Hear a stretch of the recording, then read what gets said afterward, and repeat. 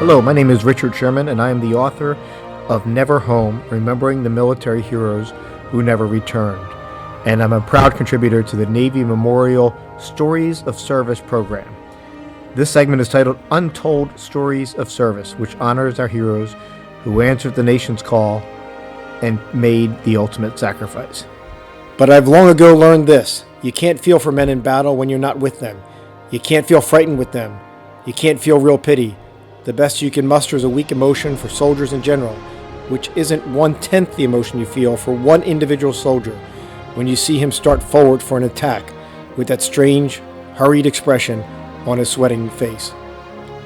Los Angeles Times war correspondent Tom Treanor wrote these words in Salerno, Italy, as Allied troops landed in September of 1943. On his first assignment, Treanor spent 21 months covering World War II from the summer of 1942 to March of 1944 in North Africa, Europe, and Asia. Throughout that time, the British and U.S. Army would not accredit him, and so he befriended and often deceived officials so he could provide frontline coverage. Arriving in North Africa in July 1942, which was several months before the U.S. began ground operations in Africa, he bought a set of fake Correspondent insignia for 70 cents, put them on the shoulders of his jacket, and headed to the front the very next day. He made it to the front 3 times and flew on an unsanctioned Liberator bomber run over the Suez, but the British Army finally collared Treanor and booted him out. He went on to cover the battles against Japan in India, Burma, and China. Treanor returned to North Africa in the summer of 1943 to cover the Allied battles on both the ground and in the air in Italy. He was the first correspondent in Cassino, was among a handful of reporters to join the first bombing raid on Rome, and was one of 4 reporters to land behind German lines in Sicily. Of Tom's coverage, Major W.C. Chapman, U.S. Army, wrote a letter to the LA Times in early 1944 saying that although some correspondents had lost their lives, none of them have gone into more dangerous spots than the daring Tom Treanor. When he returned home in March 1944, he finally reconnected with his wife Eleanor and their 3 kids, Tom Jr., John, and daughter Cordelia. While he was ambitious in his professional pursuits, his time covering the war placed a considerable strain on his family. By May, he was back in Europe to cover the anticipated invasion of France. Treanor joined a U.S. Coast Guard rescue flotilla for D-Day as the ships rescued 444 men from the waters off Normandy. While the corps of reporters were stuck in England on June 6, he finagled a way to step ashore on Utah Beach on D-Day, hopping on a couple different landing craft. Treanor was the first American reporter to reach the beach on that historic day. You can listen to his audio broadcast of the D-Day invasion, which we have included at the end of this video.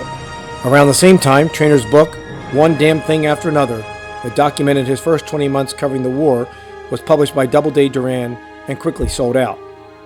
In France, he continued to follow the Allied forces as they swept southward and then east from Normandy through Brittany and heading towards the liberation of Paris. On August 18, 1944, he was in the front seat of an Army Jeep headed to the front when the vehicle collided with a Sherman tank about 50 miles west of Paris. Suffering a crushed leg and serious internal and head injuries, Treanor was rushed to an Army hospital but died the following morning. He was temporarily buried at the Le Mans American Military Cemetery before his final interment at Brittany American Cemetery in western France. Treanor was a 1929 graduate of UCLA, where he was a member of the boxing team and the Zeta Psi fraternity. A few months after his death, the LA Times established a scholarship for journalism at UCLA. Then in August 1945, the SS Tom Treanor, an 8,500-ton Liberty ship, was commissioned by his wife and sister Mary in Portland, Maine. Tom Treanor is one of over 50 U.S. war correspondents killed in covering World War II. He was 35 years old. Now, here is Tom Treanor's broadcast of the D-Day invasion. This is the advanced Allied command post of the invasion forces. Part of the amphibious forces which struck at France yesterday were manned by personnel of the United States Coast Guard. Covering them for the combined radio and press global pool was Mr. Tom Treanor, war correspondent of the Los Angeles Times. Mr. Treanor has just arrived at the command post from France after landing on the beachhead with the American Army units that the Coast Guard delivered into battle. He is here in the studio to give you his eyewitness report of the invasion. Mr. Treanor. I've just returned from France after hitchhiking on 8 ships, mostly Coast Guard. Coast Guard craft seem to be all over the channel. snaking survivors out of the water, rushing wounded to first aid, and landing infantry and vehicles on the beach. I hit the beach myself early during D-Day when the Coast Guard cutter on which I was stationed went close ashore to pull aboard some men who had capsized in a duck. They came aboard shivering and shaking with cold, and as soon as they got below, proceeded to get seasick all over the place. I ceased interviewing them at this point and asked my skipper, Lieutenant Raymond Rosenblum of Baltimore, if he would hail a passing landing craft inward bound to the beach and put me aboard. The transfer was made, and my new skipper, Lieutenant Edward Raymond of Pittsburgh, said, "I don't think we can get in. It's all these obstacles that are messing the thing up before we even get to the beach." I couldn't see any obstacles. "That's the trouble," he said. "Neither can we. The tide is running high and they're covered. Those are heavy posts driven into the sand with booby traps attached. At low tide, we can avoid them. At high tide, you see," he pointed to various landing craft up and down the beach, which had been stove in and swung idly back and forth with the surf. "They got it," he said. We prowled up the coast a mile looking for an opening, and then heard a loud hail behind us. A sleek-looking patrol craft slid by, and the skipper shouted, "Hold off. Don't put your craft ashore until you get further orders." "Now what?" I asked Raymond. "We'll see if we can get you on something smaller," he said. He got out his loudhailer and called a landing craft personnel, which was heading into the beach. Motor machinist mate John Kramer of Albany, New York, and seaman first class Jack Whitney of Columbus, Ohio, took me aboard. "Okay," said Kramer to Whitney, "let's go and keep an eye out for the traps." We came sliding and slewing in on some light breakers and grounded. I stepped ashore on France, walking up a beach where men were moving casually about, carrying equipment inshore. Up the coast a few hundred yards, German shells were pounding in regularly, but in our area it was peacefully busy. "How did you make out?" I asked one of the men. "It was reasonably soft," he said. "The Germans had some machine gun posts and some high-velocity guns on the palisades and made it a little hot at first. They waited until the landing craft dropped their ramps, then opened up on them while the men were still inside. In a few cases, we took heavy casualties. Then the Navy went to work on the German guns, and it wasn't long before they were quiet." The general lack of fortifications at this point was astonishing. The barbed wire consisted of 4 single strands, such as we use at home to fence in cattle. A man could get through by pushing down on one wire and lifting up on another, providing they weren't booby-trapped. The engineers and beach battalions, however, had blown gaps in the wire through which we could move vehicles. A few dead lay about, and some wounded were here and there on stretchers awaiting transfer to ships at sea. All up and down the broad beach, as far as I could see, men, jeeps, bulldozers, and other equipment were moving about like ants. A few columns of black, greasy smoke marked equipment which had been hit by shell fire and set afire. The German shelling continued steadily at various points up and down the beach, but so far not reached the area in which I was walking. It would work over an area, then move on to another. It was accurate, landing for the most part close to the water's edge, and I saw one small landing craft catch fire after taking a hit. Men came spilling out of it into water waist deep. From time to time, there were huge concussions as the engineers set off demolitions. The ground would shake, and the troops would throw themselves violently on the ground. I climbed a rock embankment and came to a piece of flat land where hundreds of men were digging foot trenches. When they got down about 1.5 feet, they struck water. Some of them were lying in the water, and I asked if there was much shelling. "There is when there is," one man said. "Right now there isn't, but when it comes, it sure comes." I asked him what German fortifications he could point out. He showed me some tunnels at the top of the palisade. The palisade rises above the beach along this stretch of coast. There were five or six positions I could make out, nothing particularly formidable. I walked over to an aerial which seemed to mark a command post. A colonel and a major were sitting beside a swift trench half filled with water, and I said to the colonel, "Sir, I'm a war correspondent." He looked up from a map fiercely, and the major said, "I think you'd better stop back later. You might try going up that path there where you see those men, if you can make it. Watch out for mines. It's heavily mined." A long column of men was winding up the palisade on a narrow path. They weren't moving. At the skyline, they seemed to be knotted up. To reach the palisade, I joined a column who were wading across a slough. The water came nearly to their armpits, and they had to hold their rifles and equipment over their heads. The water was rather warm, but the bottom was a slimy mess. When a man got to the far side of the slough, he would always stop in a maddening way, holding the rest of us up. We shouted angrily, but when we got there, each one of us stopped too.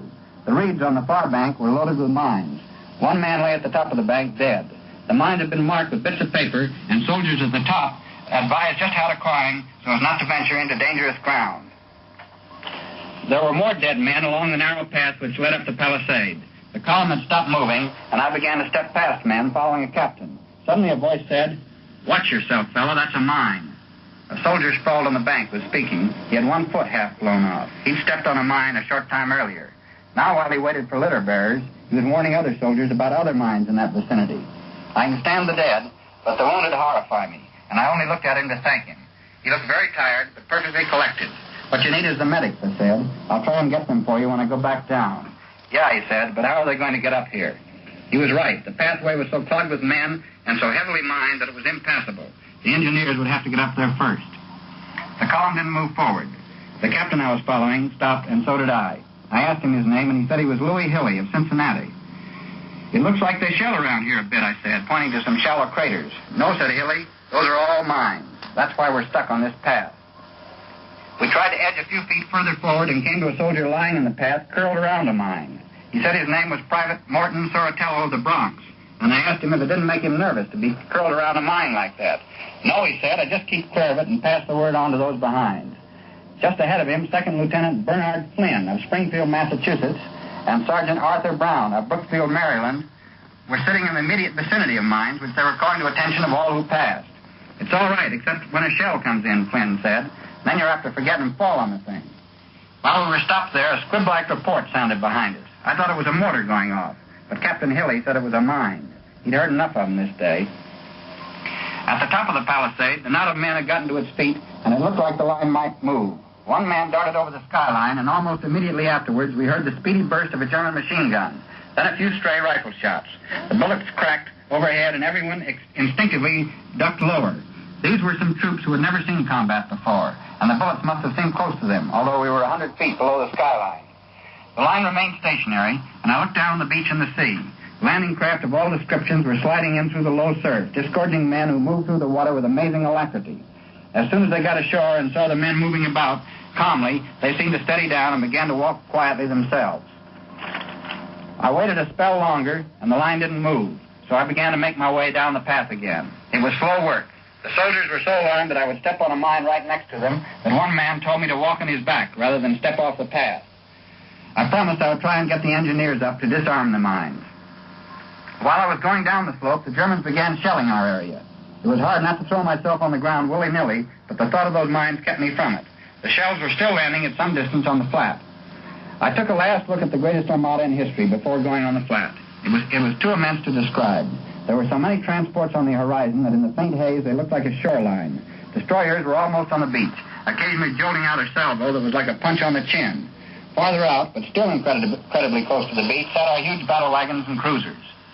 Overhead, formations of fighters swept swiftly through the air with nothing to do. During this entire day, I never saw a German plane nor spoke to a man who had seen one. I reached a small command post on the flat where a dispatch had just been handed 2 captains. It said that our troops were a mile inland, but we could still hear small arms fire. They were apparently being harassed by snipers, but so far it meant nothing heavy in the way of emplacements or an armored force. Just as I reached the beach, the German artillery came down in earnest. I dived into a slit trench, but a man was in ahead of me, so I ducked under a bulldozer where I felt very safe. The only trouble was that I didn't want to get out from under the bulldozer after the shelling had stopped. The stuff was coming in close enough to send pebbles flying in, and I felt pretty badly shaken for a period. The first landing craft I boarded hung upon a sandbar. We had to unload and carry 5 stretcher cases through deep water to a second craft. Out in that great field of ships, it was like looking for a needle in a haystack to find my Coast Guard cutter. I never could locate it, but finally boarded another Coast Guard craft after transferring 3 times. Fortunately, it was the lead ship for the Coast Guard Rescue Flotilla, commanded by Lieutenant Commander Alexander Stewart of Mamaroneck, Long Island. We set off for England a few hours later, but a breakdown held us up, and we were 16 hours making the crossing. You have just heard an eyewitness report on the Coast Guard and American Army effort in the invasion beachhead by Mr. Tom Treanor.